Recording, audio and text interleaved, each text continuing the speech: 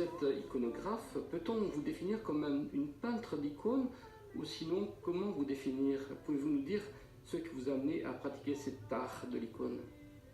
Alors, cher frère Didier, si vous me permettez, je vais répondre à votre deuxième question en premier lieu, parce qu'elle prend vraiment tout son sens quand on parle de l'art de l'icône. Car j'ai constaté que très souvent, ce n'est pas nous qui allons vers l'icône, mais c'est la grâce de l'icône qui réveille l'étincelle de lumière que nous avons tous en nous. Et c'est elle qui ouvre la voie.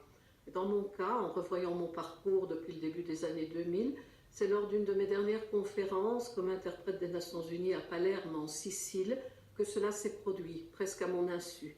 Nous travaillions dans le palais des Normands, où se trouve la merveilleuse chapelle palatine, qui pour l'occasion avait été fermée au public. Mais nous pouvions y passer tout le temps que nous voulions, et c'est ainsi que je suis restée de longs moments, seule dans ce joyau de l'art byzantin du XIIIe siècle.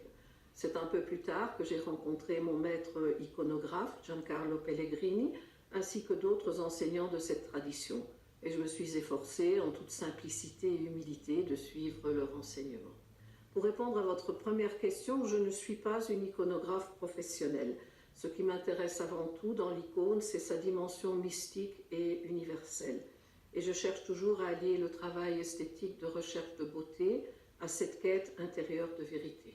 Ce sont deux voies parallèles, l'esthétique et l'éthique, qui finissent par converger, comme je l'ai écrit d'ailleurs dans mon petit livre d'icônes, Spirale de vie. Merci. Comme nous sommes malheureusement un peu pressés par le temps, autre question, vous allez participer à la messe des artistes.